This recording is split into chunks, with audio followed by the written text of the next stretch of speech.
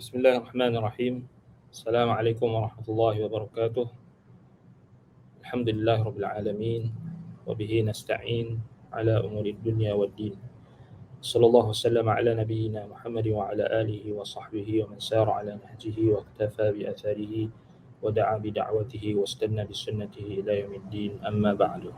Alhamdulillah, bersyukur kepada Allah Subhanahu wa taala. Pada pagi ini kita dapat bertemu untuk kita meneruskan perbahasan kita berkenaan dengan tazkiyatun nafs, penyucian jiwa, berdasarkan kitab Ighathatul Lahfan fi Masayidi Syaitan karangan Al-Imam Ibn Qayyim Al-Jauziyah rahimahullah ta'ala. Baik, jadi kita masih lagi pada fasal membahaskan berkenaan dengan isu ataupun topik berkenaan dengan was-was dalam penggunaan air ketika berwuduk dan juga mandi janabah. Baik, yang disentuh oleh Imam Ibn Qayyim rahimahullah ta'ala. Baik, jadi kita nak lihat athar-athar, riwayat-riwayat athar yang dikemukakan oleh Imam Ibn Qayyim rahimahullah untuk menjelaskan lagi isu ini dengan lebih tuntas. Baik,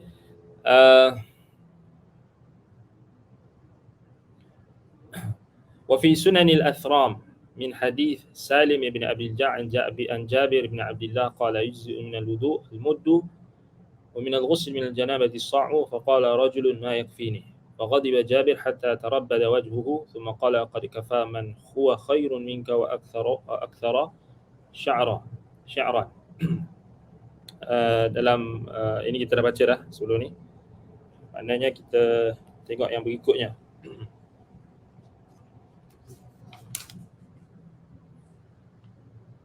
Baik,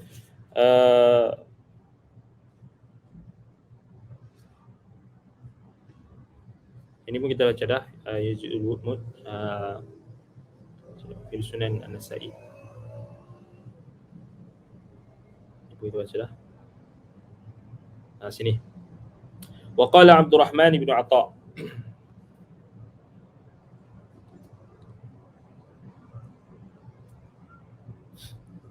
Baik. وقال عبد الرحمن بن عطاء سمعت سعيد بن المسيب يقول إن لي ركوة أو قدحا ما يسع إلا نصف المد أو نحوه أبول ثم أتوضأ منه وأفضل منه فضلا. قال عبد الرحمن فذكرت ذلك لسليمان بن يسار فقال وأنا يكفيني مثل ذلك. قال عبد الرحمن فذكرت ذلك لأبي عبيدة ابن محمد بن عمار بن ياسير قال وهكذا سمعنا من أصحاب رسول الله صلى الله عليه وسلم رواه الأثرم في سننه.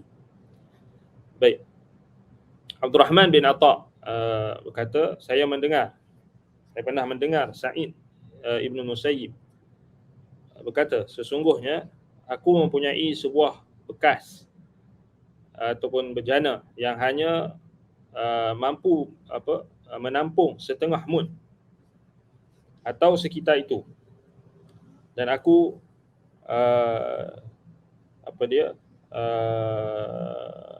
abul dia kata sini wa abulu wa atawadda, abulu thumma atawadda minhu, maknanya aku gunakan air yang dengan kuantiti tersebut untuk aku basuh kencingku, dan juga kemudian aku mengambil wuduk daripada air yang sab. Maknanya dalam kuantiti itu masih lagi boleh basuh air kencing dan juga ambil wuduk dalam setengah mud, illa nisful mud. Itu dikatakan oleh Abdurrahman bin Atha daripada Sa'id bin Musayyib. Baik, dia kata sini wa ufdilu fadlan, wa ufdilu minhu fadlan, maknanya ada lebih lagi. Maknanya dengan air yang dengan bekas yang digunakan yang hanya mampu menampung lebih kurang 1 mud air atau setengah mud air, boleh untuk basuh kencing dan boleh untuk diambil wuduk, dan ada lebihan. Wa ufdilu minhu fadla, ada lebihan. So ini semua adalah praktikal yang kita sebutkan macam mana salaf praktikal mereka menggunakan air. Mereka sangat-sangat meminimumkan penggunaan air. Dan mereka menjauhi daripada sikap al-israf, pembaziran dalam penggunaan air. Ini kita dah sebutkan sebelum ni, sebagaimana Imam Ibn Qayyim bawakan riwayat-riwayat, dan ini antara asar yang kita boleh ambil faedah. Baik. Fadzakartu dzalika li Sulaiman ibn Yasar.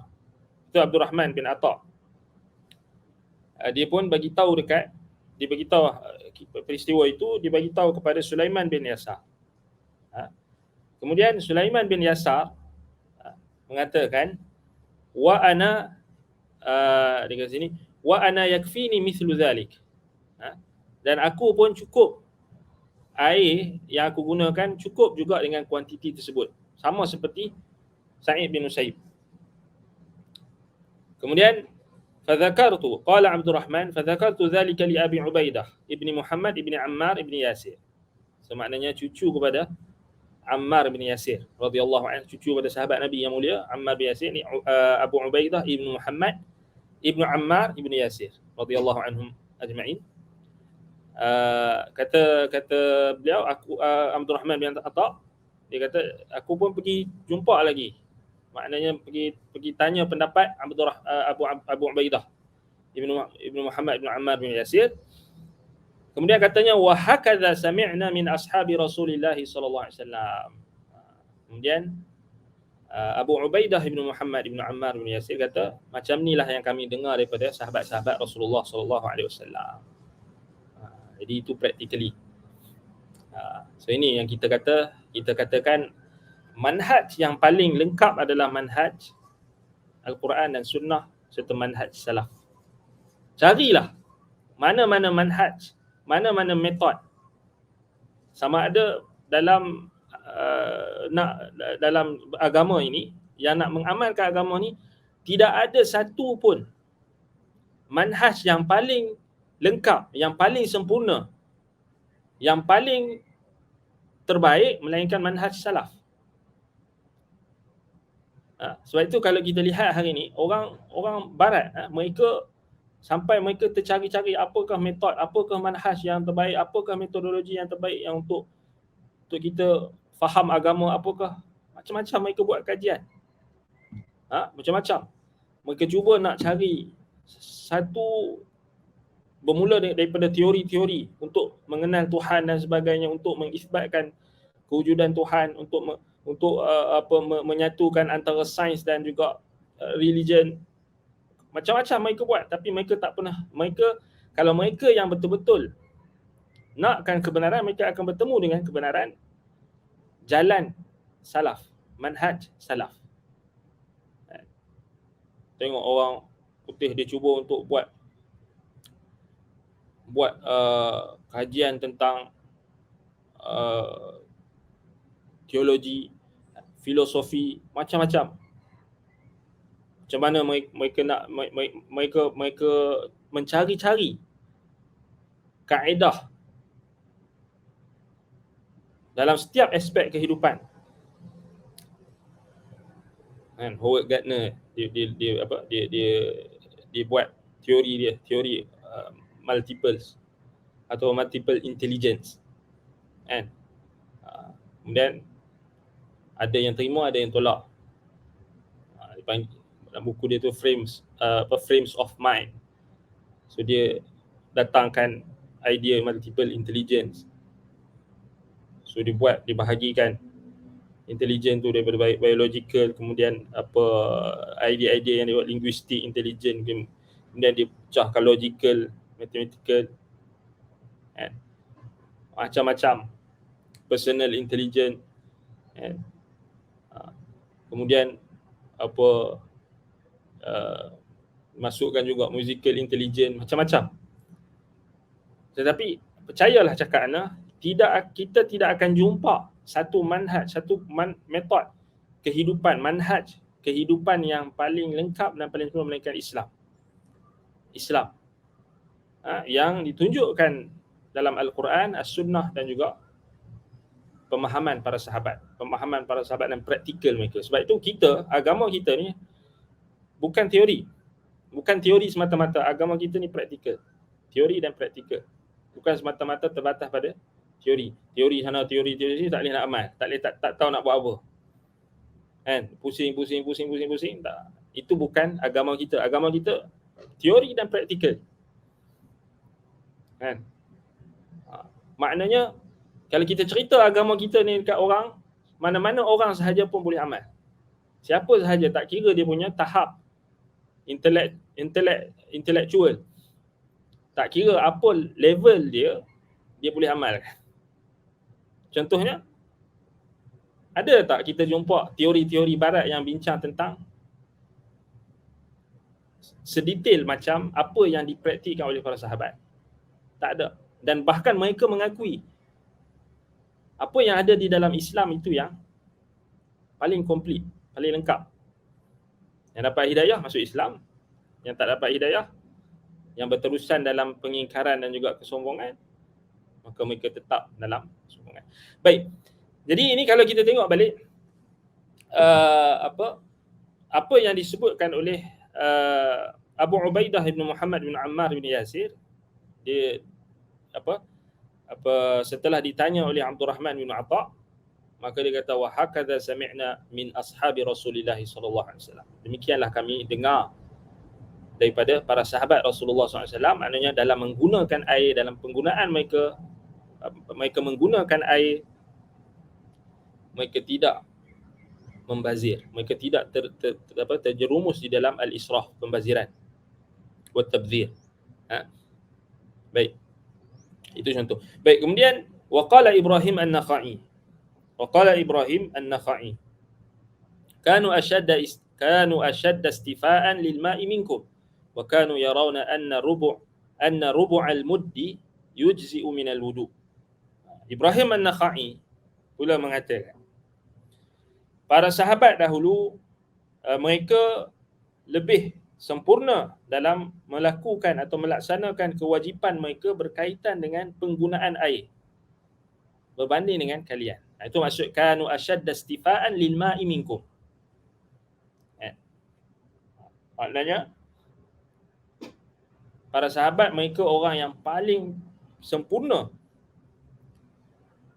dalam penggunaan ataupun cara mereka menggunakan air, lebih daripada kamu, minkum.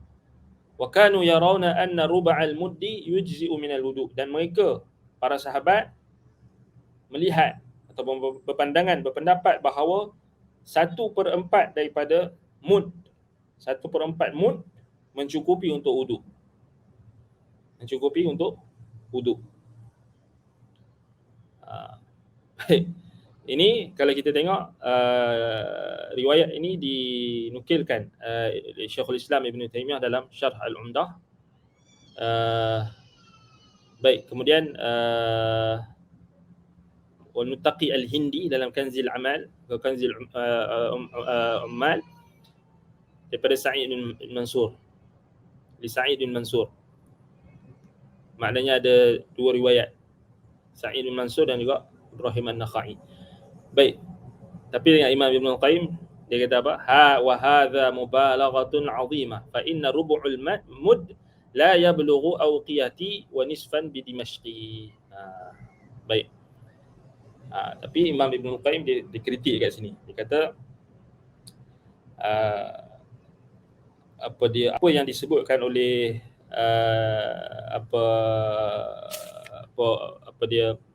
Ibrahim An-Nakhai ini ada melampaui terlampau berlebihan kerana 1/4 mud tak sampai 1.5 uqiyah mengikut takaran ataupun uqiyah atau nisfan bi Dimashq ini, maknanya ukuran Dimashq, ukuran yang ikut ukuran Damsyik, uqiyah, maknanya terlampau sedikit lah, maknanya tak dikira sebagai melampaui batas. Maknanya dikira sebagai, maknanya dia punya kenyataan tu agak berlebihan. Mungkin kalau diguna nisful mud, boleh tahan lagi lah. Kalau rubu'ul mud tu tak kan. Jadi itu biasalah manusia kan, bila dia sifatkan sesuatu boleh jadi ada kekurangan dalam apa yang diungkapkan. Baik. Wa fi sahihain an Anas kana Rasulullah sallallahu alaihi wasallam yatawaddau bil muddi wa yaghtasilu bis sa'i ila 5 amdad. Maknanya kok mana pun balik pada hadis lah. Dalam sahihain daripada Anas, maka menyebutkan Rasulullah sallallahu alaihi wasallam pernah berwuduk dengan 1 mud air dan mandi dengan 1 sa' sampai 5 mud air, ila 5 amdad, sampai 5 mud air. Baik, ini kita dah bincang sebelum ni, tapi kita nak baca sampai apa yang nak disampaikan oleh Imam Ibn Qayyim di sini. Wa fi sahih Muslim an Safinah qala kana Rasulullah sallallahu alaihi wasallam yughassiluhu as-sa'u min al-janabah wa yuwaddi'uhu al-mud. Dalam sahih Muslim disebutkan daripada Safinah bahawa dia berkata Rasulullah SAW boleh mandi janabah dengan 1 sa' dan berwuduk dengan 1 mud. Kemudian waqala Ibrahim an-Nakhai inni la atawaddau min kauzil hubbi marratain. Kemudian Ibrahim an-Nakhai mengatakan sesungguhnya aku berwuduk daripada sebuah kauzil hubbi, maknanya cangkir air, kita kata apa? Cawan. Cawan. 2 kali. Maknanya dia guna macam kita punya cawan lah, ataupun kita punya ukuran dia macam cawan kan. Wa tawadda al-Qasim bin Muhammad bin Abi Bakr as-Siddiq wa tawadda al-Qasim bin Muhammad bin Abi Bakr as-Siddiq biqadri nisfi al-muddi aw azyad biqalil Baik, Al-Qasim bin Muhammad ibn Abi Bakar as-Siddiq berwuduk dengan separuh mud, ataupun lebih sedikit. Baik. Kemudian waqala Muhammad bin Ajlan al-fiqhu fi dinillah isbaghul wudu' wa qillati ihraqil ma'. Yang kata Muhammad bin Ajlan, tanda kefahaman ataupun tanda pemahaman di dalam agama Allah adalah dapat dilihat pada orang yang menyempurnakan wuduk, isbaghul wuduk, orang yang dapat menyempurnakan wuduk, wa qillatu ihraqil ma', dan sedikit penggunaan air ataupun sedikit dia menyiramkan air. Maknanya sedikit, minimum penggunaan air dia. Maknanya bagi salaf dahulu, tanda kita nak tahu orang tu dia ada pemahaman dalam agama adalah dia menyempurnakan wuduk dan sedikit penggunaan air dia. Maknanya kuantiti air yang digunakan adalah minimum. Itu tanda dia faqih. Maknanya kalau kita nak tengok orang tu faqih ke tak, ada fiqh, ada pemahaman ke tak, tengok dia ketika dia ambil wuduk.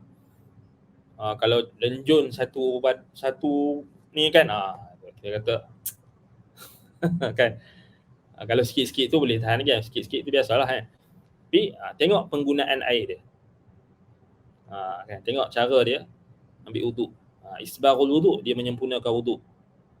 Kemudian yang kedua, qillatu ihraqil ma', sedikit dia menyiramkan air. Dan sedikit dia ihraq ni kita kata apa? Siram atau menjatuhkan air kan.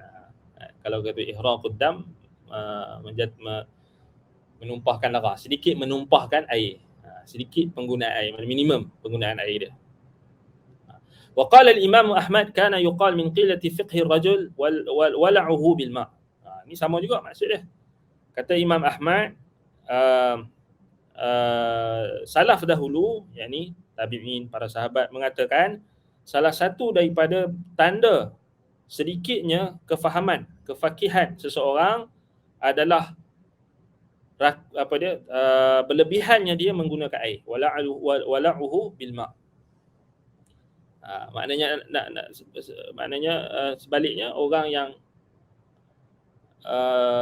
membazir menggunakan air ataupun terlampau menggunakan banyak air dalam berwuduk, maka itu menunjukkan sedikitnya pemahaman dia.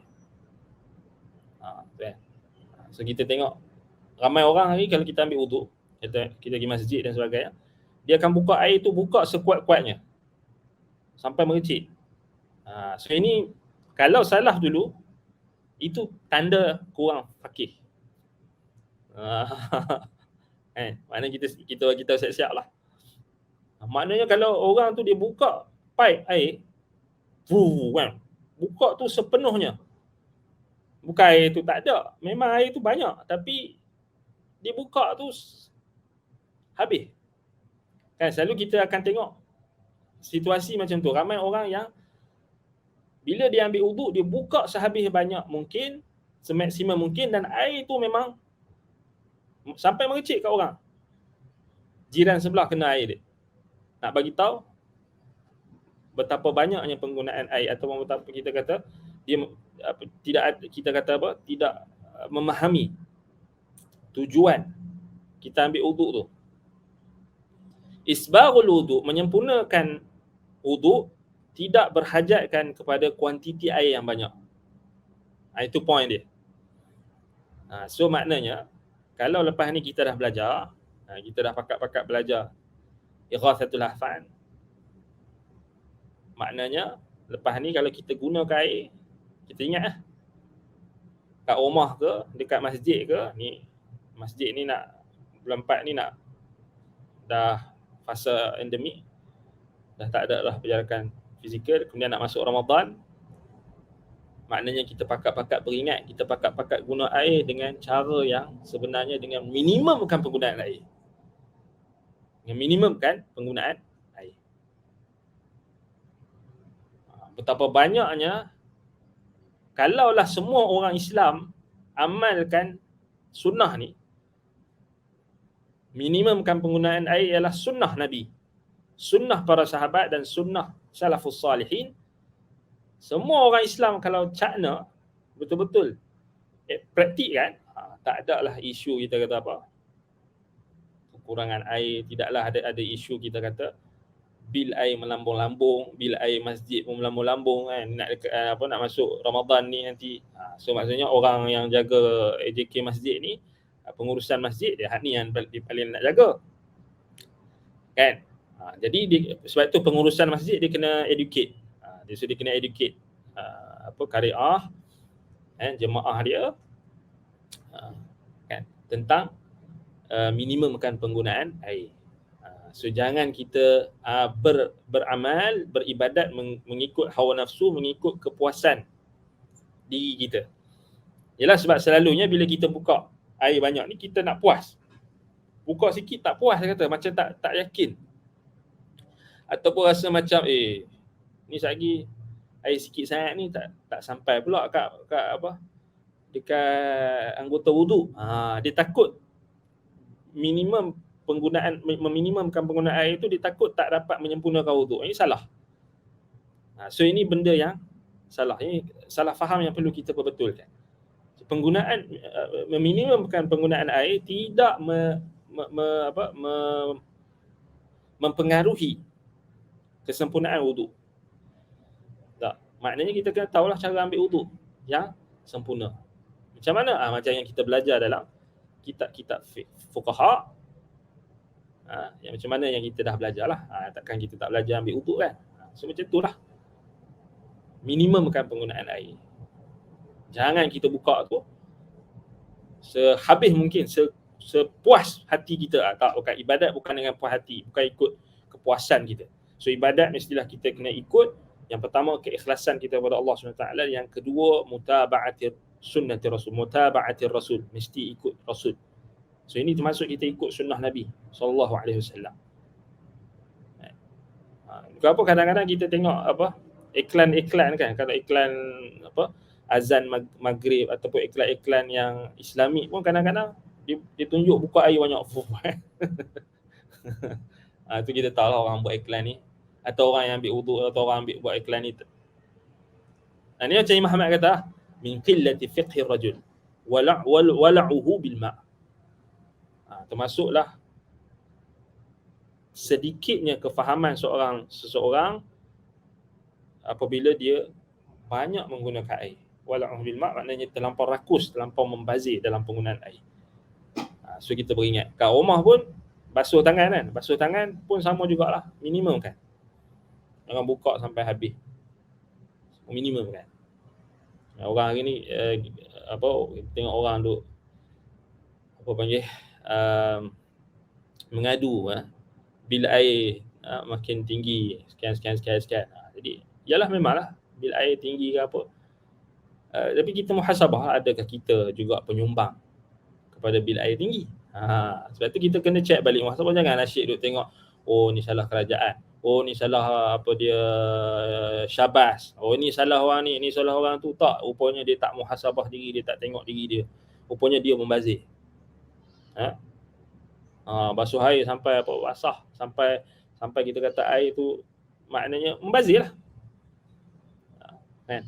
So ini kita kena perhatikan. Wa qala al-Maimuni kuntu atawaddau bima'in kathir faqala li Ahmad ya Aba al-Hasan atarda an takuna kadha fataraktuhu. Baik.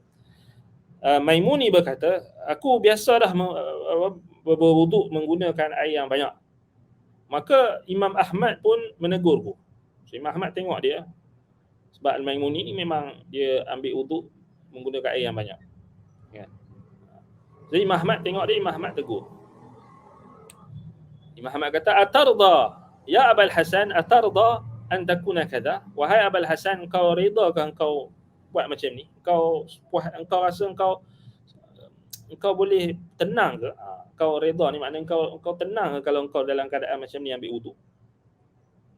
Kemudian Al-Maimuni kata, fataraktuhu, aku pun fahamlah maknanya apa teguran Imam Ahmad tu, maknanya itu tak ikut sunnah lah. Maka aku pun tinggalkan kebiasaan aku yang menggunakan air terlampau banyak, dengan kuantiti yang banyak. Baik. Wa qala Abdullah bin Ahmad qultu li abi inni la ukthiru al-wudu' fanahani an dhalika wa qala ibnayya yuqal inna lil wudu' shaytanan yuqalu lahu al-walahan wa qala li dhalika fi ghairi marrah yanhani an kathrati sabb al-ma' wa qala li aqlil min hadha al-ma' ya bunayya. Baik, kata Abdullah bin Ahmad, anak Imam Ahmad, Abdullah bin Ahmad, sahib kitab As-Sunnah. Baik, aku berkata kepada ayahku, sesungguhnya aku banyak menghabiskan air dalam berwuduk. Maka beliau, yakni Imam Ahmad, ayahku, melarangku dalam melakukan hal tersebut dan berkata, wahai anakku, ada yang mengatakan wuduk itu maknanya ada apa perkataan salaf ataupun ada pendapat daripada tabi'in ataupun tabi'in di kalangan salafus salih mengatakan pada ketika mengambil wuduk itu adanya syaitan yang disebut sebagai al-walhan. Beliau menyatakan hal itu kepada aku bukan lebih daripada sekali, bukan sekali sahaja. Kata Abdullah bin Ahmad, qala li dhalika fi ghairi marrah, maknanya ayah aku ni selalu duk ulang-ulang benda yang sama. Yanhani an kathrati sabbil ma', dia melarang aku daripada banyak menggunakan air, banyak menumpahkan air, menyiramkan air. Wa qala li aqlil min hadzal ma' ya bunayya, dan bapa aku sering berpesan kepada aku, sedikitkanlah, maknanya berhematlah dalam menggunakan air wahai anakku. Aqlil min hadzal ma', maknanya berhematlah dalam menggunakan air, sedikitkan penggunaan air. So macam itulah kita pun pesan kat anak-anak kita, pesan kat isteri kita, pesan kat orang rumah kita, pesan kat keluarga kita. Kita tak ada seorang-seorang, kita elok dah, kan? Elok dah kita pakai sikit lagi tengok anak kita, dia ya rupanya dia yang paling banyak guna air. Isteri kita lupa, dia sama. Tak boleh, maknanya kena bagi tahu dekat satu family lah. Maknanya ingatkan satu family kita dan keluarga kita tu minimumkan penggunaan air, jangan terlampau boros dalam penggunaan air. Wa qala Ishaq ibn Mansur qultu li Ahmad nazidu ala 3 fil wudu' faqala la wallahi illa rajulan mubtala. Baik, berkata Ishaq ibn Mansur, aku bertanya kepada Imam Ahmad, adakah kami boleh tambah lebih daripada 3 kali dalam basuhan ketika wudu? Maka kata Imam Ahmad, tidak, demi Allah, kecuali orang itu dia diuji. Illa rajulan mubtala, kecuali orang yang buat macam tu dia orang yang diuji. Yang diuji maknanya orang yang terkena bencana. Maknanya bencana sini adalah was-was lah. So dalam konteks ni orang yang kena was-was. Jadi kalau kamu rasa kamu nak jadi orang yang kena was-was, kamu tambahlah, kamu ambil lah wuduk lebih daripada 3 kali, basuh tu lebih daripada 3 kali, itu orang yang kena was-was lah. Kita sebut sembilan ni dalam hadis yang kita dah sebut dalam hadis sebelum ni, man zada ala dhalika faqad ta'adda wa zalama faqad asaa wa ta'adda wa zalama. Dalam riwayat disebutkan orang siapa yang menambah lebih daripada itu, basuhan 3 kali itu lebih daripada 3 kali, maknanya dia telah melakukan keburukan, melampaui batas dan melakukan kezaliman. Wa qala Aswad ibn Salim ar-rajulu salihu Syekhul Imam Ahmad kuntu mubtalan bil wudu fa nazaltu Dijlah atau Dajlah atawaddau fa sami'tu hatifan yaqul ya Aswad Yahya an Sa'id al-wudu'u thalath ma kana akthar lam yurfa' faltafattu falam ara ahada. Subhanallah. Baik, Aswad ibn Salim seorang yang saleh, ar-rajul salih, Syekhul Imam Ahmad, guru kepada Imam Ahmad. Aswad ibn Salim seorang yang saleh, lelaki yang saleh, guru kepada Imam Ahmad, berkata, kuntu mubtalan bil wudu. Aku pernah kenalah waswas dengan wudu. Aku pernahlah rasa waswas dalam ambil wudu ni, ketika ambil wudu. Maka fanazaltu Dijlatan atau Dajlatan atau adha. Maka satu hari aku pernah turun ke sungai Dajlah, Iraq, sungai Dijlah. Atawadha, aku ambil wuduk daripada dalam sungai. Fasami'tu hatifan yaqul. Tiba-tiba aku dengar ada suara mengatakan, ya Aswad, wahai Aswad, al-wudu'u thalath. Wahai Aswad, wuduk itu 3 kali sahaja. Makana akthar lam yurfa'. Siapa yang lebih daripada 3 kali basuhan tidak akan diangkat catatannya. Maknanya tidak diangkat amalan wuduk dia tu. Tak dikira, akan ditolak. Faltafattu falam ara ahadan. Tu Aswad bin Salim kata, aku pun nak tengoklah siapa yang cakap tu. Aku pun paling tengok. Pun tak ada orang. Faltafattu falam ara ahadan. Baik. Ini kalau kita tengok riwayat ni disebutkan oleh Al-Khatib Al-Baghdadi dalam Tarikh Baghdad. Ibn Jauzi dalam Al-Muntazam, daripada Abi Yusuf Al-Qadhi. Jadi ada riwayat dia. Sini riwayat ni masyhur, Aswad bin Salim, orang lelaki yang saleh, Syekhul Imam Ahmad.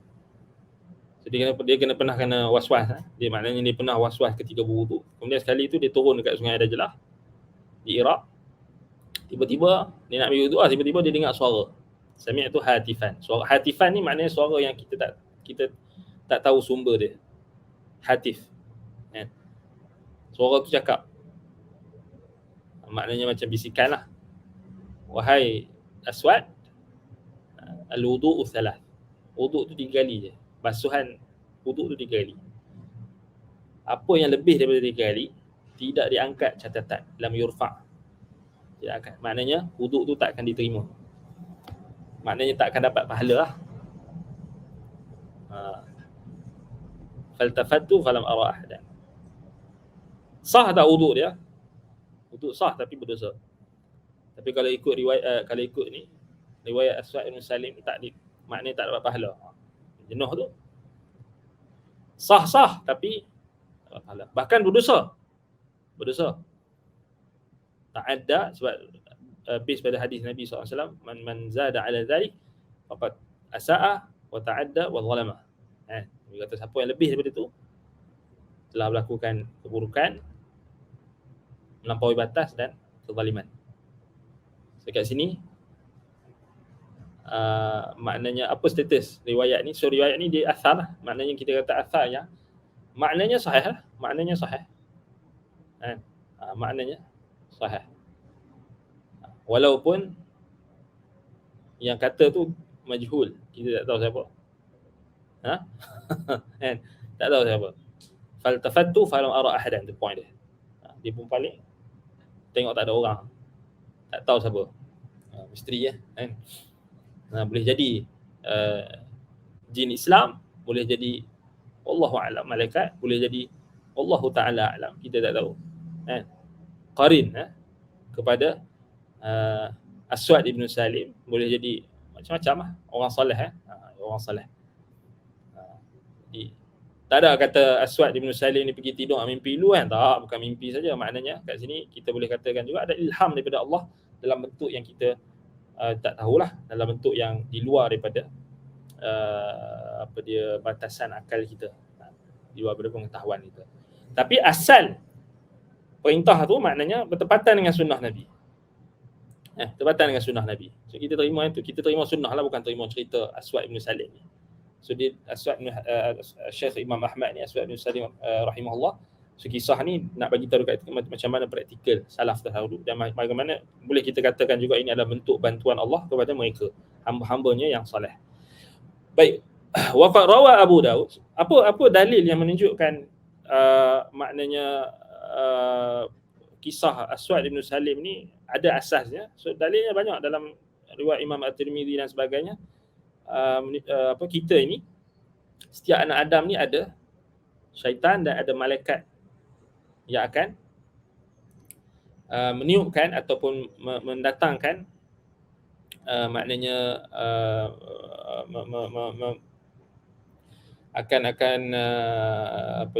mendorong kita untuk melakukan kebaikan ataupun mendorong kita melakukan kejahatan. So ini ada kita bahaskan sebelum ni. Riwayat tu ada dalam perbahasan kita sebelum ini. So boleh check balik lah. Kelas yang keberapa tak tahu. Tapi boleh check balik. Kan? وقد روى أبو داود في سننه من حديث عبد الله بن المغفل قال سمعت رسول الله صلى الله عليه وسلم يقول سيكون في هذه الأمة قوم يعتدون في الطهور والدعاء.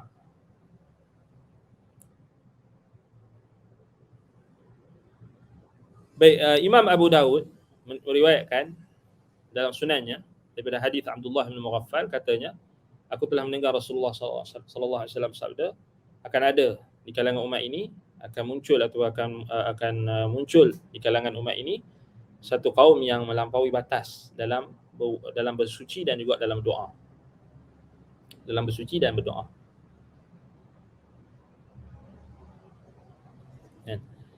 Baik, فإذا قرنت هذا الحديث بقوله تعالى إن الله لا يحب المعتدين وعلمت أن الله يحب عبادته أنتج لك من هذا أن وضوء الموسوس ليس بعبادة يقبلها الله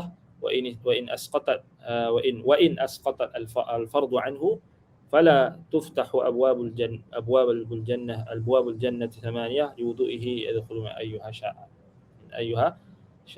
شاء. Baik.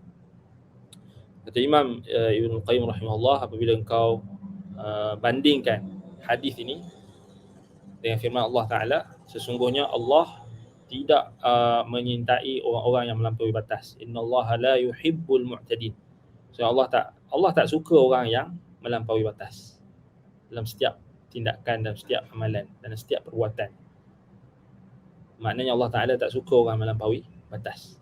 Ini dalil menunjukkan makruhnya, dibencinya perbuatan melampaui batas dalam bersuci, dalam ambil wudu, dalam mandi wajib dan juga dalam doa. Dalam doa termasuk dalam zikir. Doa dan zikir termasuk dalam perkara yang ramai orang melampaui batas. Selain daripada wudu, selain daripada bersuci. Bersuci maknanya termasuklah mandi janabah dan juga wudu. Dan juga istinja, masuk istijmar. Ramai orang, maknanya Nabi SAW bagi tahu ni benda yang akan berlaku, dan dah berlaku dah. Kita tengok ramai orang yang melampaui batas ni kebanyakannya berlaku pada wudu, bersuci dan juga doa. Doa umum, termasuk zikir. Kerana zikir juga dalam makna yang umum, termasuk doa. Salaf dahulu mereka kita kata mereka itlakkan doa dan zikir itu satu. Maksudnya kerana dalam zikir tu ada doa, dalam doa ada zikir. Sebab itu kitab Imam At-Tabarani, kitab Ad-Du'a, dalam tu dia bukan sebut doa, dia disebut zikir-zikir. Kemudian yang ulama mutaakhirin macam Imam An-Nawawi barulah dia sama juga, dia letak azkar, kitab Al-Azkar Imam An-Nawawi. Dalam tu ada doa juga. Hanya zikir saja.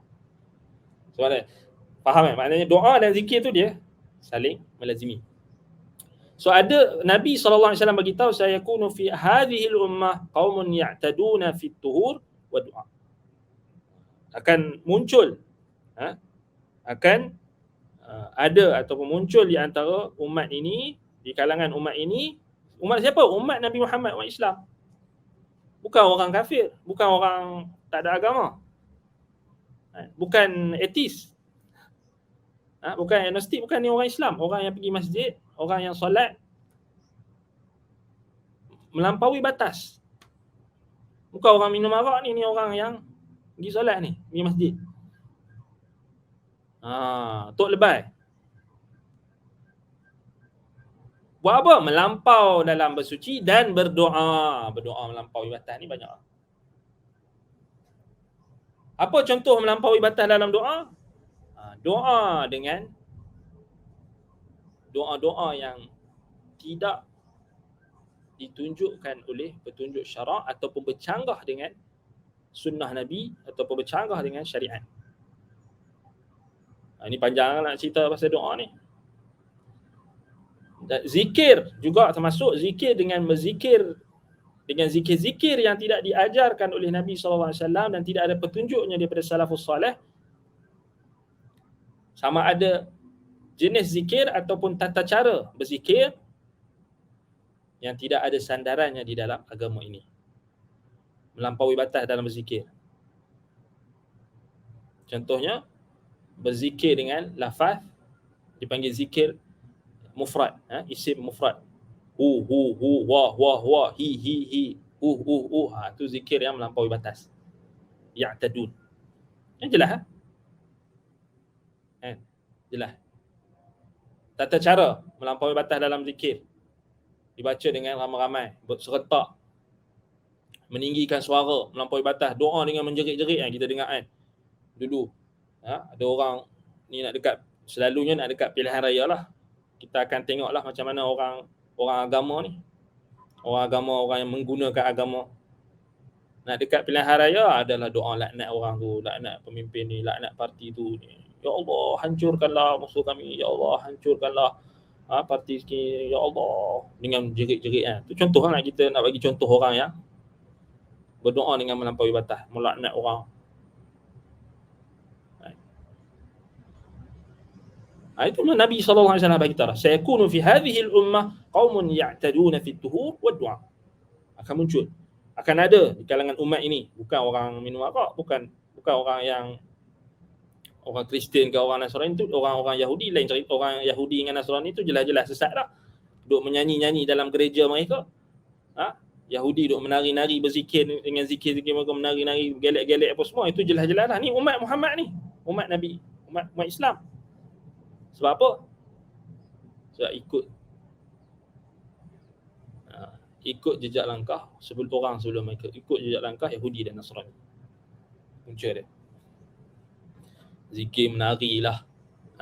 Zikir Islam mufrad sama hu, hi. Ini termasuk dalam zikir yang melampaui batas.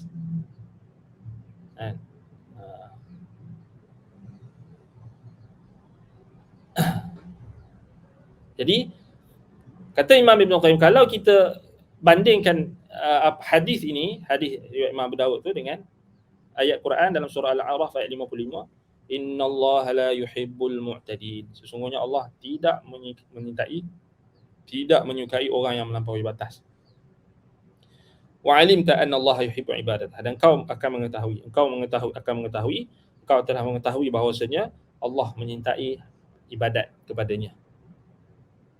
Dan akan natijahnya di sini maknanya kesimpulannya engkau boleh dapat kesimpulan daripada ayat ini dan hadis ini bahawasanya wuduk orang yang was-was bukanlah ibadat yang diterima oleh Allah. Walaupun dia menggugurkan kefarduan, kewajipan daripadanya, ini faham, kena faham. Maka tidak mungkin ataupun tidak wuduknya itu tidak akan boleh membuka pintu-pintu syurga yang 8, yakni dengan wuduknya itu, dan dia boleh untuk masuk ke dalam mana-mana pintu yang daripada pintu syurga yang ada 8. So maknanya di sini, apa maksud dia? Maknanya wuduk orang yang was-was ni sah ke tak? Sah. Walaupun dia ambil wuduk dengan lebih pada 3 kali tadi. Basah sampai basah apa semua was-was. Wuduk dia sah. Asqatat al-fardu anhu, maknanya gugur kefarduan. Maknanya dia tak akan ditanyalah berkenaan dengan, dia tak akan dipertanggungjawabkan atas kefarduan, kewajipan dia ambil wuduk tu. Tetapi dia akan ditanya tentang sifat melampaui batas dia. Maknanya ini maksud dia laisa bi'ibadatin yaqbaluha Allah, itu kata Imam Ibn Qayyim. Maknanya dia ibadat yang tak diterima oleh Allah. Maknanya dekat hukum di dunia sah wuduk dia, tetapi wuduk dia itu tidak diterima oleh Allah. Macam mana tu? Maknanya takkan diberikan ganjaran, takkan diberikan pahala. Maknanya yang lebih spesifik, kata Imam Ibn Qayyim, 8 pintu syurga tidak akan dibuka untuk wuduknya dari mana sahaja. Maknanya dia tak boleh nak masuk daripada, dia takkan dapatlah kelebihan fadilat-fadilat tentang orang yang menyempurnakan wuduk. Dia tak dapat kelebihan-kelebihan yang disebutkan di dalam hadis-hadis. Tapi wuduk dia sah. Wuduk dia sah. Wa min mafasidil waswas annahu yashghalu dhimmatuhu bizaid ala hajatihi idza kana al-ma'u mamlukan li ghairihi kama ma'il hammam fayakhruju minhu wa huwa marrathu dhimmah bima zada ala hajati wa yatatawalu alayhi dayn hatta yartahinu min dhalika bi syai'in kathirin jiddan yatadarraru bihi fil barzakhi wa yawm al-qiyamah. Subhanallah. Dan termasuklah keburukan ataupun kemudaratan, mafsadah waswas ini, sikap ataupun penyakit waswas ini, annahu yashghalu dhimmatuhu bizaid ala hajati. Dia akan menyibukkan tanggungjawabnya melebihi keperluan. Maknanya contohnya di sini, jika air itu idza kana al-ma' mamlukan li ghairihi kama al-hammam. Contohnya air yang digunakan untuk ambil wuduk tu adalah air yang bukan milik dia. Makna bukan milik ni, air yang milik orang lain. Contohnya air di tempat pemandian umum ataupun dekat masjid. Bukan milik dia, tapi dia adalah hak masjid ataupun hak kaum muslimin. Kalau dekat pejabat dia, hak pejabat dia, hak kita kata syarikat dia, bukan hak dia. Air itu milik orang lain, bukan milik dia. Ini bahaya ni. Ini tak ada ni, tak disentuh mana-mana penulis melainkan yang anda tahu Ibn Qayyim. Maka ketika dia keluar daripada tempat pemandian ataupun kamar mandi ataupun tempat wuduk, maka dia menanggung hutang air yang berlebihan, yang melebihi keperluannya. Dan tanggungan dia itu, hutang dia itu akan semakin banyak sehingga berkumpul menjadi banyak, dan ini akan memudaratkan dia, membahayakannya di alam barzakh dan juga pada hari kiamat. So, ini integriti. Jangan main-main. Maknanya air, kalau kita guna air itu bukan milik kita, air itu, kita pergi masjid, kita membazir air masjid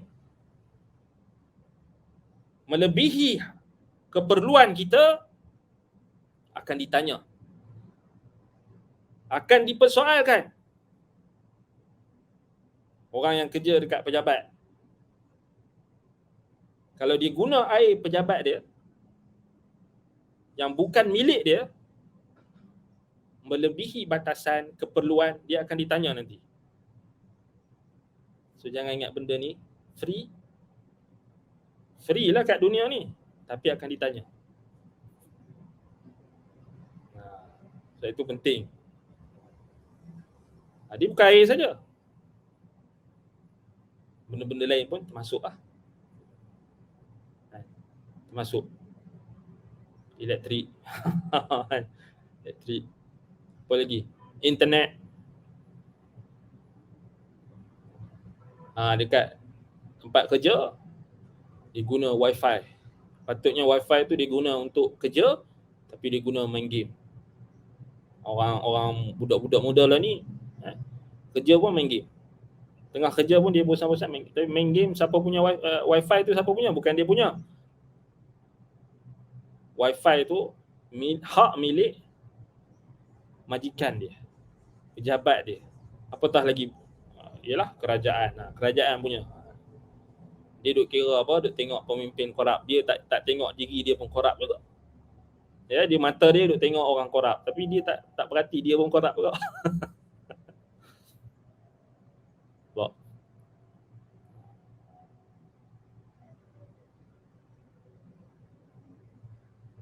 Maksudnya dia akan dipertanggungjawabkan. Ni dalam konteks ni Imam Ibn Qayyim bahaskan tentang air. Kalau air akan dipersoalkan, sama jugalah. Perkara-perkara lain yang bukan hak kita, kalau kita guna tanpa melebihi keperluan, so kita akan ditanyakan. Sebab itu kata Imam Ibn Qayyim di sini, wa yatatawal alaihi dain. So dia akan bertambah. Maratun dhimmah bima wa huwa murtahinu dhimmah bima zada ala hajatihi wa yatatawalu alaihi dain. So dia kalau dia maknanya penggunaan itu berlebihan, dia akan menanggung hutang yang berlebihan daripada apa yang diperlukan, dan tanggungan dia yang terpaksa ditanggung nanti akan semakin banyak dan berkumpul.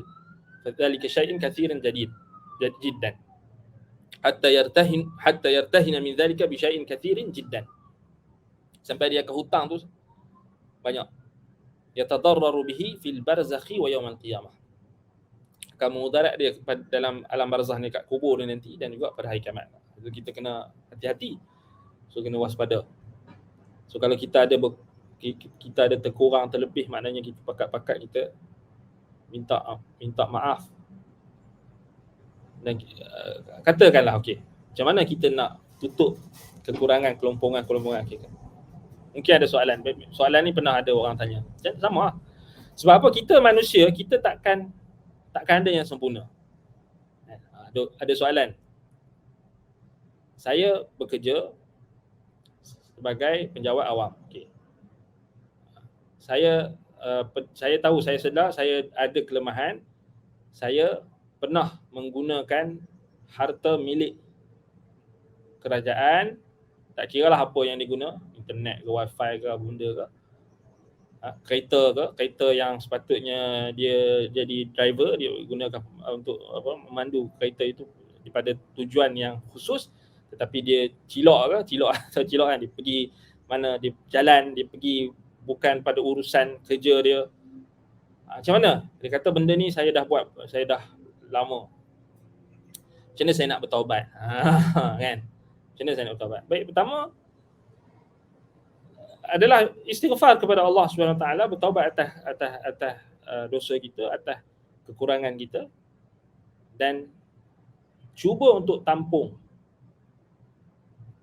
kekurangan. Kalau kita masih bekerja di tempat tersebut atau masih lagi kerja pejabat kerajaan ataupun sebagai penjawat awam, maknanya tampung balik kekurangan kita tu dengan buat sesuatu yang boleh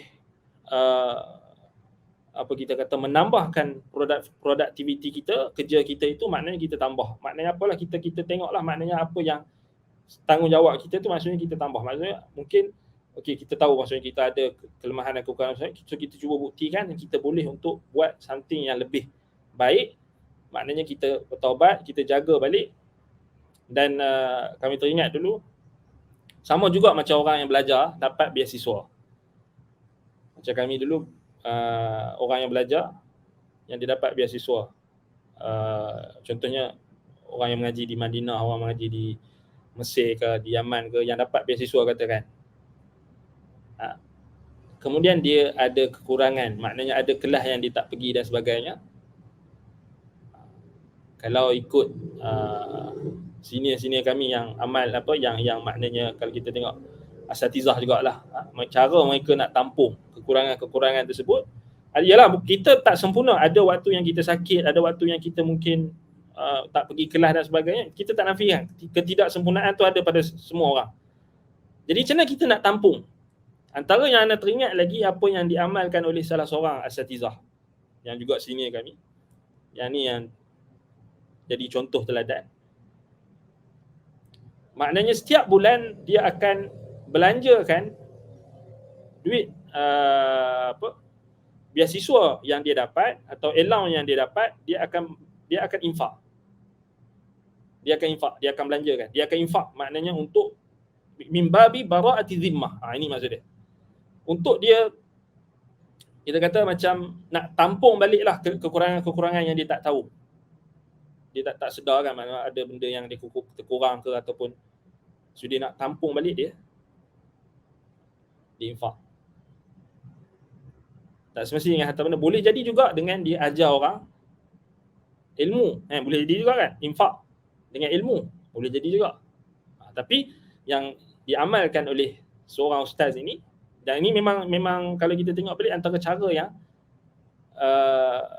ialah kita, maknanya kita sama macam kita solat sunat, kita nak tampung kekurangan dalam solat fardu kita. Kenapa kita solat sunat kan? So ada ada kebocoran dalam mana-mana solat ibadat fardu kita tampung dengan solat sunat. Ada kelompongan ataupun kebocoran pada puasa fardu kita, puasa Ramadan kita tampung dengan memperbanyakkan ibadat puasa sunat. So semua ni konsep dia adalah kita nak tampung kekurangan yang ada pada amalan kita. So sama juga macam dalam konteks kita, mungkinlah kita dulu bekerja, kita ada mungkin terguna harta milik majikan kita, yang bukan harta kita terlebih. Mungkin aku rasa aku ada benda yang aku buat. Mana ada orang yang dia boleh dabit dada, dia kata aku tak pernah buat macam ni, aku tak pernah terjerumus. Tak, mesti ada kurang sedikit. Sebab kita manusia, mungkin ada kita terguna.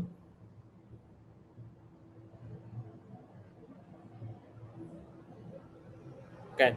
So maknanya kita ambil inisiatif untuk kita buat apa yang terbaik, tampung kekurangan yang kita telah pernah lakukan. Maknanya apa? Sama ada kita infak dengan harta benda kita, maknanya daripada duit gaji yang kita dapat tu, maksudnya potonglah berapa persen daripada, janganlah potong sampai habis semua kan. Maksudnya pertengahan lah. Maknanya kita kata potong mana yang kita rasa inilah cara kita nak tampung balik kekurangan-kekurangan kita. Sama juga macam orang yang bekerja dan sebagainya, mereka mungkin ada terguna harta milik awam ataupun harta milik kerajaan atau harta milik milik majikan. So tak boleh kata ini duit kerajaan, duit aku. Tak boleh kan, maknanya itu kan, duit majikan, duit aku, hak aku, hak saya, hak rakyat, bla bla bla, tak jadi. Dia hak kita, bukan hak kita, tetap bukan hak kita. Bukan milik kita, jangan kita kata ni milik kita. Tak. Sama juga macam air di masjid. Air di masjid tu akan ditanyakan, mana? Sebab bukan milik kita. Mamlukan li ghairihi, dimiliki oleh orang lain. Memanglah dia untuk semua orang kan, memang untuk semua orang Islam, tapi dia bukan milik kita. Dia milik semua orang Islam. Macam tu kan. Tetap kena dipersoalkan. So ini kita kata ini antara kitab yang yang ditulis oleh Imam Ibn Qayyim rahimahullah ini, Ighathatul Lahfan, kitab yang azim, kitab yang penuh dengan manfaat dan penuh dengan, kita kata kalau kita dapat keluarkan banyak faedah-faedah yang kita boleh lihat, yang kita boleh tengok, dia akan menjadi solusi kepada masalah-masalah yang berlaku pada umat Islam hari ini. Yang paling penting sekali, kita dapat tengok macam mana integriti seorang Islam, seorang Muslim. Dan harta air pun dia kena, maknanya konsep kita ni akan dipertanggungjawabkan harta walaupun benda yang kecil. Air mana dalam agama lain mana nampak benda ni? Ada. Cuba tengok dalam agama lain ada ke dia bincang tentang harta benda gereja ke akan dipertanggungjawabkan? Tak. Siapa datang gereja masuk syurga. Siapa datang kuil lah, okey, dapat ketenangan. Siapa ikut Tok Guru, okey, ikut. Siapa menyanyi ni, hapus dosa. Tak ada, mana ada integriti. Integriti yang tahap tertinggi ni hanya ada dalam Islam yang betul-betul menjaga integriti. Sekecil-kecil perkara sehinggalah sebesar-besar perkara. Ada orang kata lah, apa benda air je pun, benda kecil. Tak. Allah, ustaz ni duk cerita pasal basuh tangan, duk cerita pasal air. Benda kecil. Kita ni ada ni masalah politik, masalah kerajaan negara. Tak, daripada kecil perkara, sekecil-kecil perkara ni lah yang menyebabkan mempengaruhi sebesar-besar perkara. Dalam agama kita ni tak ada istilah kita kata ni perkara kecil, ini perkara remeh. Allah, ustaz ni duk bincang pasal ambil wuduk, ayat nak kena jimat ni tu, kita ni ada masalah lebih. Ni masalah korupsi ni, masalah rasuah kerajaan ni kerajaan ni. Masalah ni pemimpin korup. Dia duk kira tengok orang korup, dia tak tengok diri dia korup. Penuh dengan korupsi. Jangan kita asyik nak menuduh ataupun menghalakan jari kepada orang lain dan kita terlupa 4 lagi jari menghala ke arah diri kita. Maknanya ialah benda ni dalam urusan agama tidak ada istilah kita kata benda tu kita pandang remeh. Bukankah di dalam hadis Nabi SAW sebagaimana diriwayatkan oleh Imam Muslim, Imam Al-Bukhari dan Muslim daripada Ibn Abbas radhiyallahu anhuma berkenaan dengan Nabi melalui 2 kubur yang Nabi SAW kata innahuma la yu'adzaban. Mereka berdua pemilik sahib kubur ini, penghuni kubur, dua orang penghuni kubur ini diazab oleh Allah. Wama yu'adzaban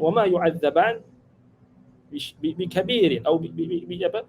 Mereka tidak diazab disebabkan oleh perkara yang besar, ataupun dalam sebahagian riwayat mereka beranggapan benda yang mereka lakukan itu adalah kecil, remeh. Iaitu apa? Yang pertama an-namimah, mengadu domba. Ramai orang hari ni dia pandang remeh mengadu domba, menghasut orang lain untuk melaga-lagakan dua pihak. Pandang remeh kan? Benda kecil lah.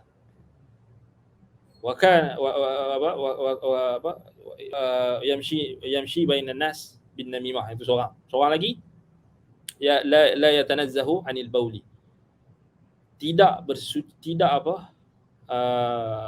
membersihkan dirinya ataupun tidak bersuci dengan betul lah ketika dia membuang air kecil. La yatanazzahu anil bauli. Nampak kecil tapi dia azab dalam kubur. So tidak ada istilah benda ni remeh lah kan. Buat apa lah kita nak bincang-bincang tentang ambil wuduk ni berapa kadar dia dan sebagainya. Memang kita tak bincang kadar spesifik, tapi kita bincang apa? Tentang jangan membazir dan minimumkan penggunaan air. Itu ajaran agama kita. Termasuklah benda-benda lain. Maknanya jangan membazir lah. Faslun wa min dhalika al-waswas fi intiqadi at-taharah la yultafatu ilaih. Baik, pasal yang berikutnya berkenaan dengan wa min dhalika, dimaksud daripada waswas, al-waswas fi intiqadi at-taharah. Waswas berkenaan dengan terbatal atau tidak taharah, bersuci, mengenai batalnya bersuci. La yultafatu ilaih, dan sebenarnya tidak patut kita pedulikan. Wa fi sahih Muslim an Abi Hurairah qala Rasulullah sallallahu alaihi wasallam idza wajada ahadukum fi batnihi shay'an fa ashkala alayhi akhraja minhu shay' am la fala yakhruju min al-masjid hatta yasma'a sautan aw yajid riha. Daripada Abi Hurairah radhiyallahu an dalam Sahih Muslim, katanya Rasulullah sallallahu alaihi wasallam bersabda, apabila salah seorang di kalangan kamu merasakan sesuatu di dalam perutnya, fa ashkala alaih, lalu dia merasa muskil, dia merasa ragu-ragu, was-was, akhraja minhu syai' am la, adakah sesuatu telah keluar daripadanya atau tidak, fala yakhruj minal masjid hatta yasma'a sautan aw yajida riha. Maka janganlah dia keluar daripada masjid sehinggalah dia mendengar suara, ini suara angin, kentut, atau mencium baunya. Ini hadis Nabi SAW, solusi. Yang ni was-was berkenaan dengan terbatal wuduk atau tak. Ini satu jenis was-was.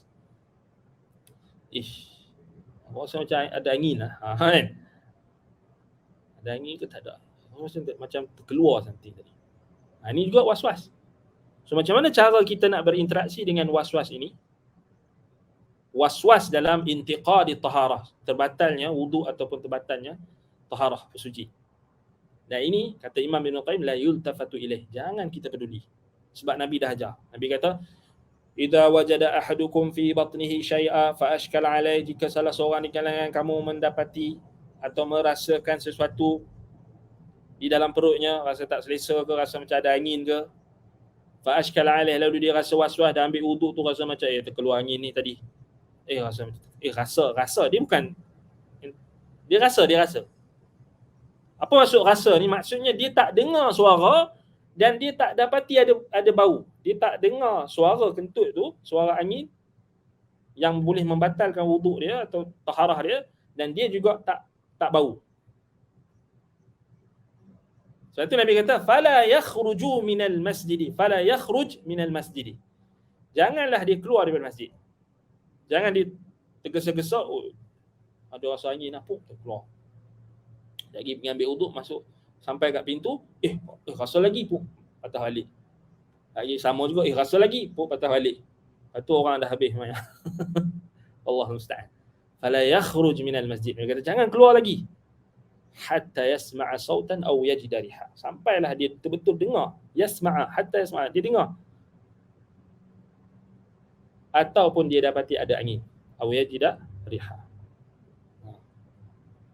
Yajida riha ni maknanya dia cium bau, ataupun dia memang dapat rasa, walaupun tak dengar tapi dia rasa. Orang lain tak dengar, dia dengar lah. Maknanya dia dengar tu maksudnya dalam lingkungan dia. Yajida riha, yasma'a sautan aw yajida riha. Wa fi sahihain an Abdullah bin Zaid qala syukiya ila Rasulillah sallallahu alaihi wasallam ar-rajulu yukhayyalu ilayhi annahu yajidu shay' fi salah faqala la yansarif hatta yasma'a sautan aw yajida riha. Dalam sahihain disebut daripada Abdullah bin Zaid, katanya seorang lelaki telah mengadu kepada Rasulullah sallallahu alaihi wasallam yang bahawasanya dia telah merasakan sesuatu dalam solat. Yukhayyalu ilayhi, maknanya dia rasa macam ada angin lah, keluar angin. Maka kata Nabi SAW, la yansarif, jangan dia bersurai, jangan dia tinggalkan solat, hatta yasma'a sautan aw yajida riha, sampailah dia dengar sendiri bunyi suara angin ataupun suara kentut tu, atau dia dapat bau, cium bau. Baik. Di masalahnya orang yang dia tak bunyi dan tak bau. Itu masalah dia. So kalau kena faham, kalau angin tu hanya kita rasa dekat perut, itu confirm bukanlah. Tapi kalau angin tu kita rasa keluar daripada kita punya alat sulit, itu batal lah. Dia ada dua makna lah. Maknanya hatta yasma'a sautan aw yajida riha. Itu maksud dia. Maknanya kalau dia tak dengar bunyi angin, dia rasa bukan rasa dekat perut, tapi rasa keluar. Tapi rasa tu maknanya dalam hadis ni Nabi suruh kita apa? Yakin. Rasa dengan yakin, bukan dengan syak. Sebab itu daripada hadis ini ulama buat kaedah al-fiqhiyah ataupun kaedah al-qawaid min al-qawaid al-fiqhiyah, masuk kaedah fiqhiyah, al-yaqin la yazulu bisyak. Keyakinan tak dapat dihilangkan dengan keraguan. Maknanya kalau kita yakin, keraguan dah tak valid.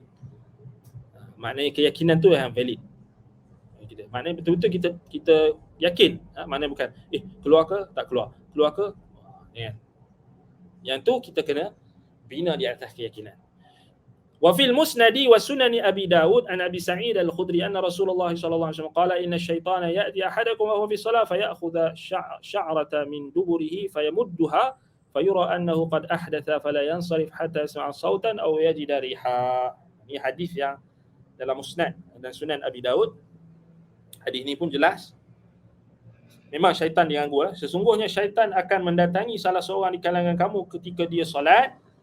Dia akan mengambil fayakhudhu bi sya'ratin min duburihi. Syaitan akan mengambil dan membentangkan sehelai rambut daripada duburnya. Sehingga apa? Dia menyangka fayura atau min duburi fayamudha fayura annahu qad ahdatha. Sehingga dia menyangka dia telah berhadas. Maknanya syaitan memang datang. Syaitan akan ambil sehelai rambut. Maknanya syaitan akan gunakan sehelai rambut. Dan dia akan ganggu lah. Dan sehinggalah individu tersebut akan sangka fayura annahu qad ahdatha. Sehingga orang tu dia rasa macam dia dah berhadas. Apa kata Nabi? Fala yansarif. Jangan dia bersurai. Jangan dia tinggalkan salat. Hatta yasma'a sautan aw yajida riha. Sehinggalah dia dengar suara angin ataupun suara angin ataupun dia cium bau. Selagi tak ada bukti yang menunjukkan dia berhadas, maka jangan dia tinggalkan solat. Kerana itu memang syaitan. Syaitan ganggu. So ini Nabi ajar kita. Nabi ajar kita binakan keputusan kita itu di atas keyakinan. So hadis ni hadis yang sahih. Hadis sahih. Maknanya memang ada syaitan yang ganggu ketika kita solat. Memang. Ada dua cara untuk kita tutup gangguan ni. Yang pertama adalah kita sempurnakan kita punya wuduk mengikut apa yang telah ditunjukkan oleh Rasulullah sallallahu alaihi wasallam. Kemudian kita buat preparation. Yang kedua, kita buat preparation maknanya kita bersiap sedia hilangkan semua madhan al-waswas ataupun kita kata madhan syaitan.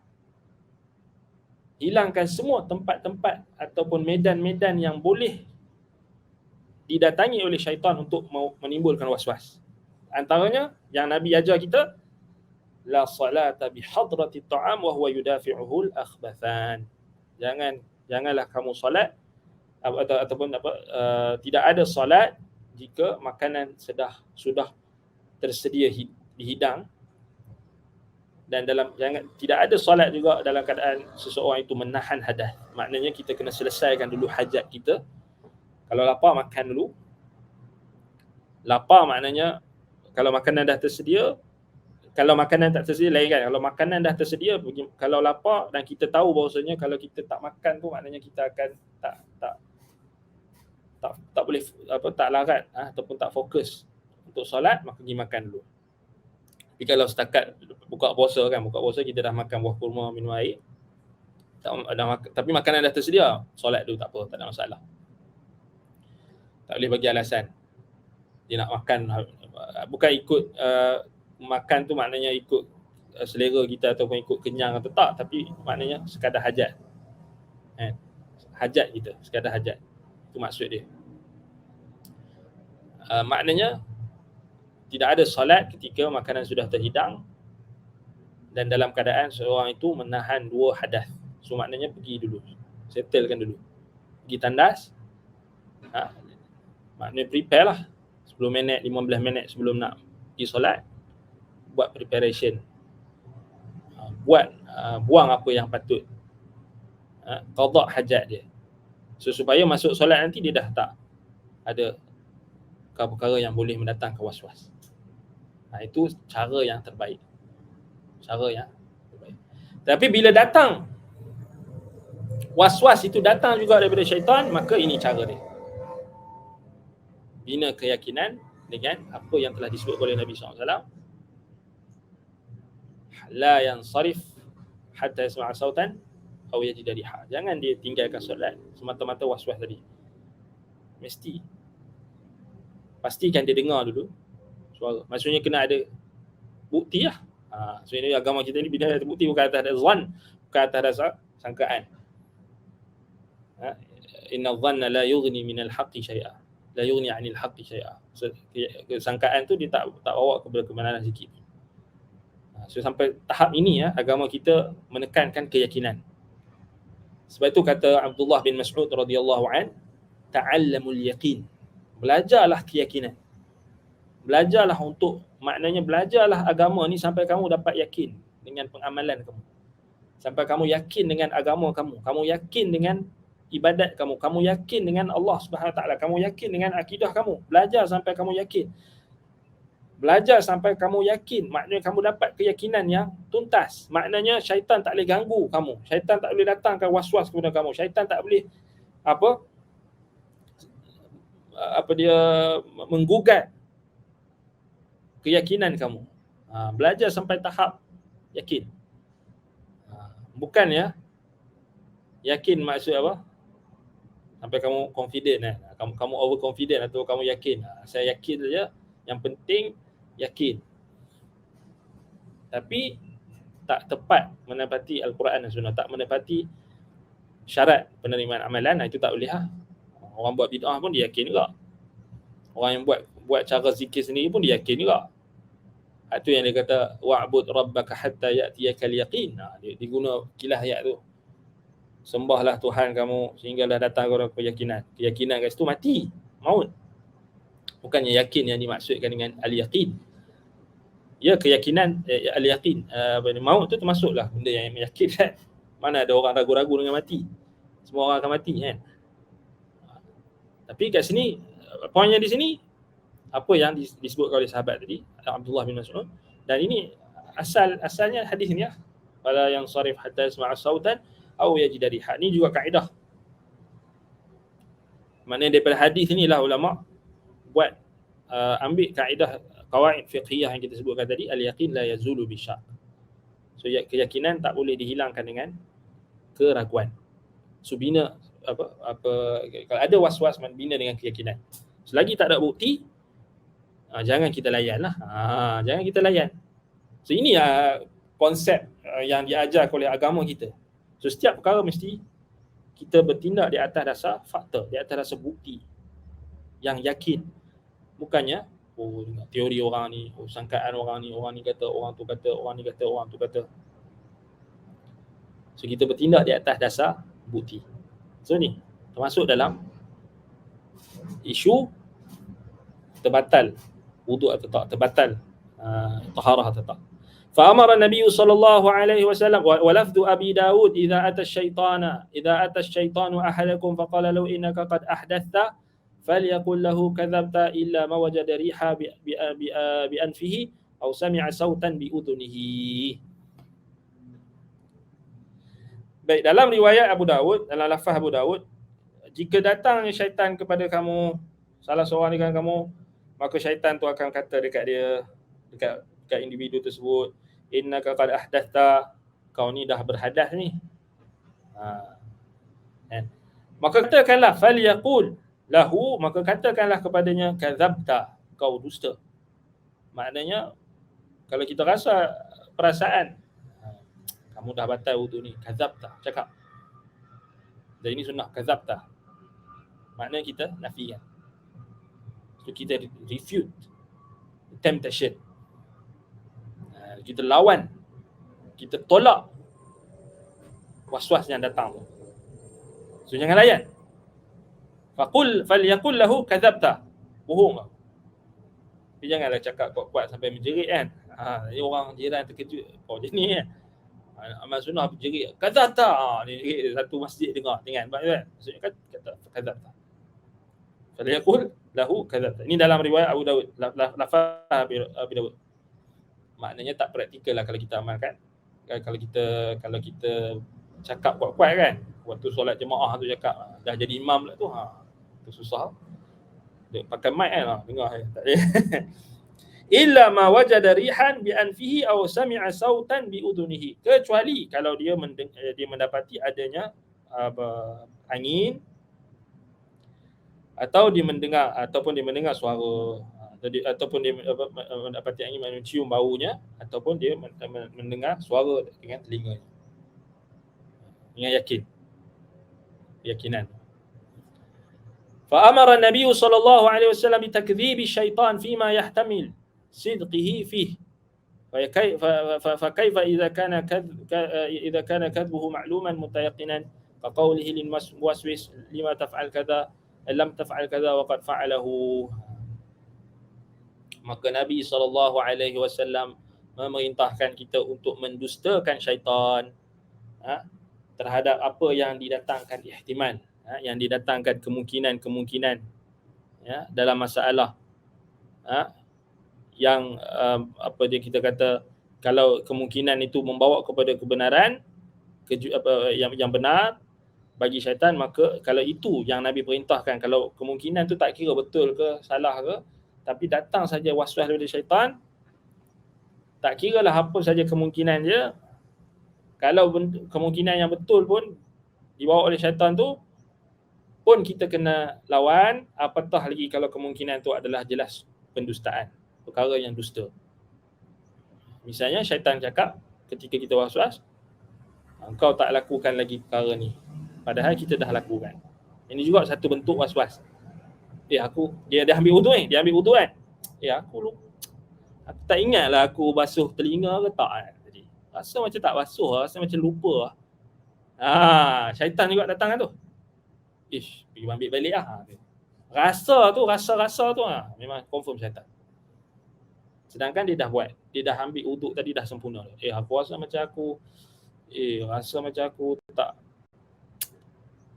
sampai lah air dekat. Ini pun sama juga, syaitan juga. Rasanya tadi aku ambil tak sampai kat siku lah air tu. Ni pun was-was juga. Itu datang dari syaitan juga. Kaqaulihim limaswis lam taf'al kadza wa qad fa'alahu. Sedangkan kita dah buat. Aku lupa lah rasa nak sela-sela janggut tadi. Aku lupa lah nak apa? Nak buat sekian. Dalam wuduk kan, macam tu. Maknanya jangan layan. Baik.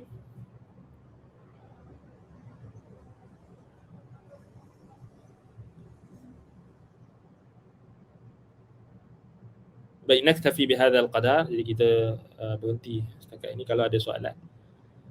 Baik, ada soalan yang minggu lepas tu, ada yang tanya ana pasal apa, kalau was-was dalam solat, kalau solat berjemaah kan, yang kita sebutkan hadis tentang isti'adzah, baca a'udzubillahi minasyaitonirrajim. Kalau siapa yang mendapati ada rasa was-was daripada syaitan, maka hendaklah dia memohon perlindungan kepada Allah. Ta'awuz, falyasta'idz billah. Dan dalam hadis tersebut sebut kita isti'adzah. Kemudian Nabi SAW suruh ludah 3 kali. Baik, ada orang tanya macam mana soalan yang minggu lepas tu. Ada orang tanya apa? Yang soalan sahabat kita tanya. Macam mana kalau solat di masjid? Solat jemaah kan?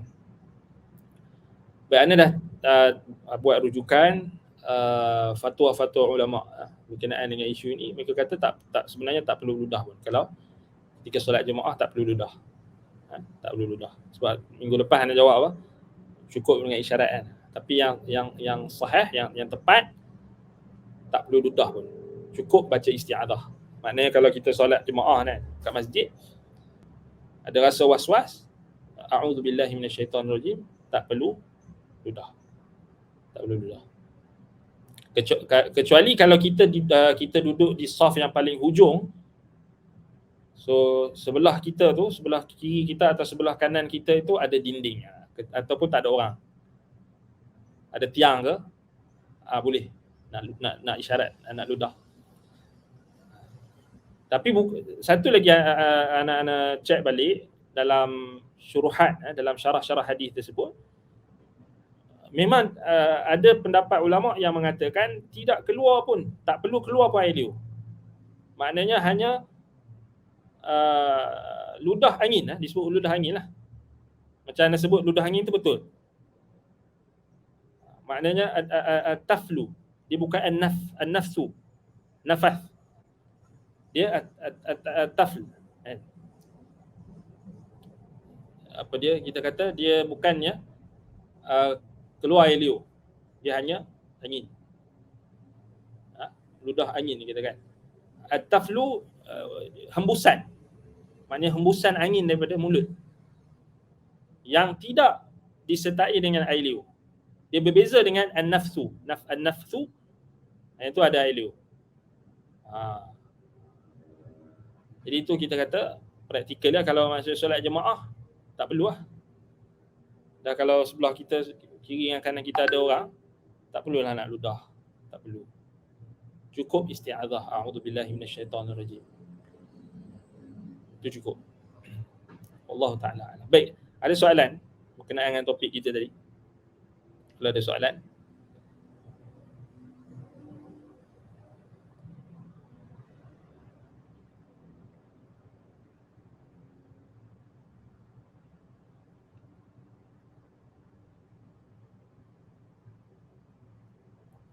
Baik, apanya anda boleh tengok kat komen ya. Baik, kalau pakai air sikit kita takut air itu tak kena pada bahagian wuduk yang dibasah itu. Adakah air itu boleh dipusingkan ke atas kawasan wuduk itu? Contoh macam basuh muka kita, taruh air di muka lalu tangan kita diputar-putar pada wajah, adakah boleh di bahagian lain? Ini anda tak faham macam mana. Air sikit kita takut air itu tak kena pada bahagian wuduk yang basah, adakah air itu boleh dipusing-pusingkan ke atas kawasan wuduk itu? Contoh macam basuh muka kita, taruh air di muka lalu tangan kita. Ya, itu yang dipraktikkan. Itu sahaja sifat yang kita kata munasabah dengan penggunaan air yang minimum. Maksudnya itulah yang diamalkan. Maknanya kita basuh muka tu, maknanya air yang sedikit tu kita ratakan pada seluruh kawasan wuduk. Maknanya itulah maksud tujuan. Kita meminimumkan penggunaan air, maknanya kita basuh, maknanya berlaku basuh kat situ. Maknanya rukun wuduk itu terlaksana, dan itulah yang dipraktikkan oleh Nabi SAW dan para sahabat yang kita bincangkan. Dan itulah maksud dia. Diputar-putar pada wajah. Oh, maksudnya adakah boleh di bahagian lain? Maknanya di bahagian lain kita ambil air yang lain lah. Maknanya air yang kuantiti yang sedikit itu air yang maknanya kita gunakan untuk tangan. Yang itulah. Maknanya mualat, mestilah berturutan. Mesti kena ikutlah rukun-rukun wuduk yang dibahaskan oleh fuqaha. Maknanya kita kata apa? Kena sempurnakan waktu kita basuhkan muka tu, sempurnakan pada basuhan muka. Ketika di tangan, sempurnakan pada basuhan tangan.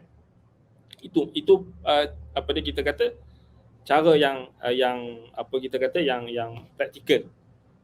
Berdasarkan apa yang kita lihat, asar-asar dan apa yang diriwayatkan daripada salafus salih. Ya, membazir ni memang kita kata tak dianggap dah jadi orang dah anggap benda kecil lah. Maknanya guna air membazir ni orang anggap ini bukanlah isu negara, ini bukan isu, yalah orang anggap benda remeh kan. Sedangkan ini sebenarnya dalam agama kita benda ni akan dipersoalkan. Dalam kubur kita nanti, jangan main kan benda ni walaupun kita kata nampak remeh, tetapi sejauh mana pengamalan kita itulah yang akan dipertanggungjawabkan. Kita akan dipertanggungjawabkan atas apa yang kita amalkan. Wallahu ta'ala a'lam bissawab. Baik. Barakallahu fikum. Kita habis waktu. Kita fi bihadzal qadar. Aqulu qawli hadza wa astaghfirullah li wa lakum. Subhanakallahumma wa bihamdika asyhadu an la ilaha illa anta astaghfiruka wa atubu ilaik. Sallallahu ala Muhammad wa ala alihi wa sahbihi wa baraka wa sallam. Alhamdulillahirabbil alamin. Wassalamualaikum warahmatullahi wabarakatuh.